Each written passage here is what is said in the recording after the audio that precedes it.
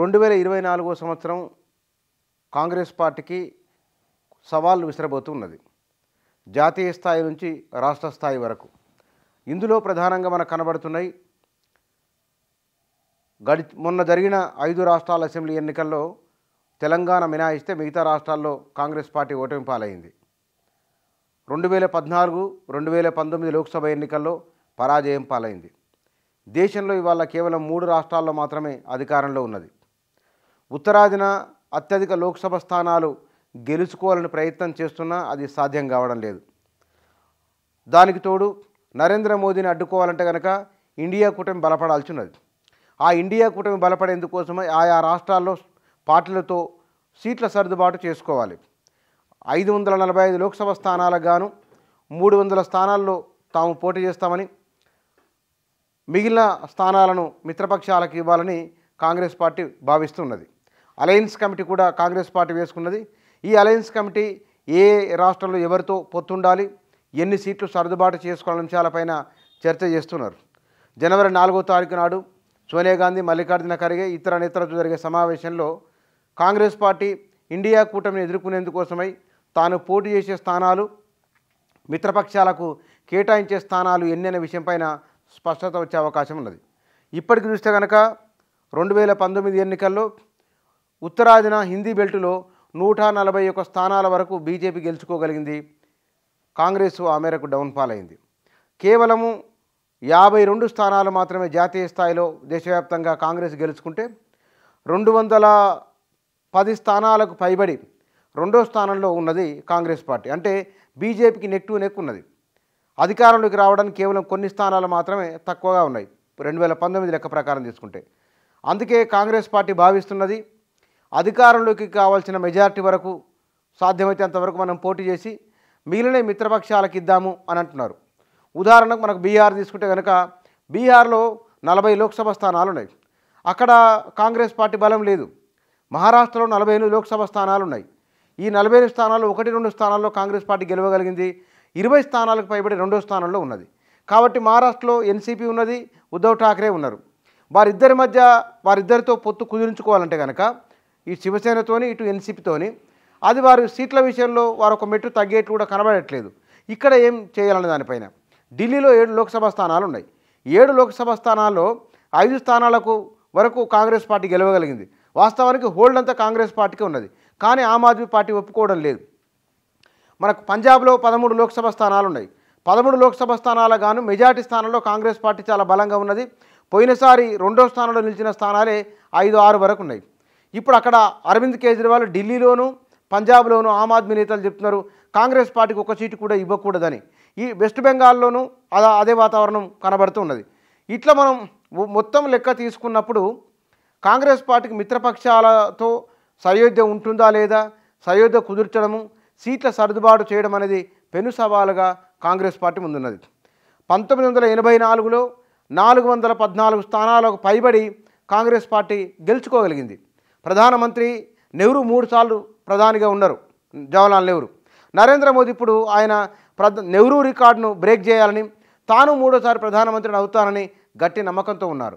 అందుకే ఆయన కుల గణన గురించి కాంగ్రెస్ పార్టీ చెప్తే కనుక బీజేపీ నరేంద్ర మోదీ చెప్పింది దళితులు, మహిళలు, యువత, రైతులు వీరే కులాలు లేవు, మహిళ, రైతు, యువత వీళ్ళే ఉన్నారు, వీళ్ళనే చూస్తున్నారని చెప్పి ఒక కౌంటర్ పార్ట్ చేయగలిగిండు.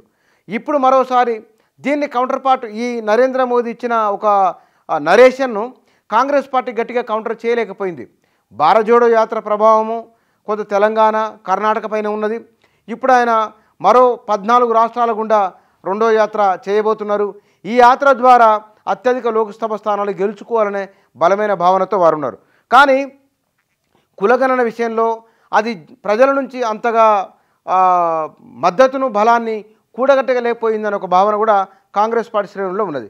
మరి ఈసారి ఏం చేయాలనుకుంటున్నారు వాళ్ళు అన్నప్పుడు, ఈసారి ఈ ఇండియా కూటమి పార్టీలను వీలైనన్ని రాష్ట్రాల్లో పొత్తులు కుదుర్చుకొని 300 వీలైతే 300, 250 స్థానాల్లో కాంగ్రెస్ పార్టీ సొంతంగా పోటీ చేస్తూ మిత్రపక్షాలను కలుపుకొని పోవాలనేది చాలా బలంగా అనుకుంటున్నది.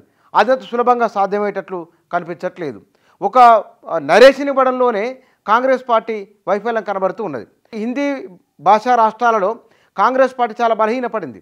మనం మొన్న ఎన్నికల్లోనే ఛత్తీస్గఢ్లో, రాజస్థాను, మధ్యప్రదేశ్, ఇక గుజరాత్ గురించి చెప్పాల్సిన పనే లేదు, ఉత్తరప్రదేశ్ గురించి చెప్పాల్సిన పనే లేదు, బీహారు, ఈ రాష్ట్రాలలో కాంగ్రెస్ పార్టీ ఒకప్పుడు తన కంచుకోటలుగా ఉన్నాయి, అవన్నీ కోల్పోతూ వస్తున్నది. కాబట్టి ఈసారి ఎట్లయినా సరే, ఈసారి కాంగ్రెస్ పార్టీ అధికారంలోకి రాకుంటే కనుక అక్కడక్కడ మినుకు అంటున్న రాష్ట్రాల్లో కూడా తన ఉనికి ప్రశ్నార్థంగా మారే ప్రమాదం కూడా ఉన్నది.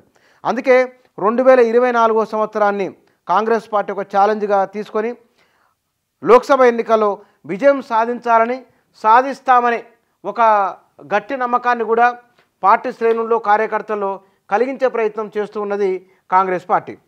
ఇక్కడ మన తెలంగాణ విషయంలో కూడా కాంగ్రెస్ పార్టీ ముందు మామూలు సవాళ్ళు ఏమీ లేవు. 6 గ్యారంటీల అమలు, ఈ 6 గ్యారంటీల అమలుకు నిధుల సమీకరణ, దీంతో పాటుగా గత ప్రభుత్వంతో పోల్చుకునే సూచన ఉంటుంది.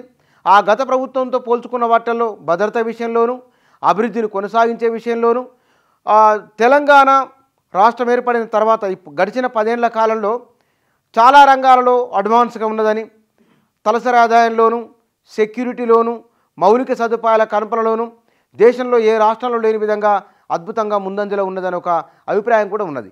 ఆ దాన్ని కొనసాగించాల్సిన బాధ్యత కూడా ఈ ప్రభుత్వం పైన ఉన్నది. కాబట్టి గతంతో పోల్చుకునే ప్రతి దానికంటే భిన్నంగా, దానికంటే మరింత మెరుగ్గా ఉండాల్సిన సవాలు తెలంగాణలో కాంగ్రెస్ ప్రభుత్వం పైన చాలా బలంగా ఉన్నది.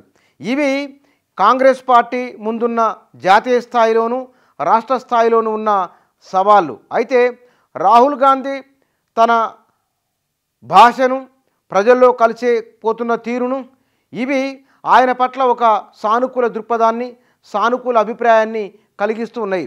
2019 లోక్సభ ఎన్నికలు తీసుకుంటే కనుక 200కు పైగా స్థానాల్లో 2వ స్థానంలో కాంగ్రెస్ పార్టీ ఉందంటే ఈసారి కొంచెం కష్టపడితే కనుక ఆ స్థానాల సంఖ్య మరింత పెరిగే అవకాశం కూడా లేకపోలేదు. ఎందుకంటే అసెంబ్లీ ఎన్నికల పర్సెప్షన్ వేరుగా ఉంటుంది, లోక్సభ ఎన్నికల పర్సెప్షన్ వేరుగా ఉంటుంది. కాబట్టి మొన్న జరిగిన 5 రాష్ట్రాల ఎన్నికల్లో కాంగ్రెస్ పార్టీ డిఫీట్ కావచ్చు, కానీ లోక్సభ ఎన్నికల్లో దాన్ని మళ్ళీ రివైవ్ చేసుకుంటామని, నిలబడతామని వారు భావిస్తున్నారు.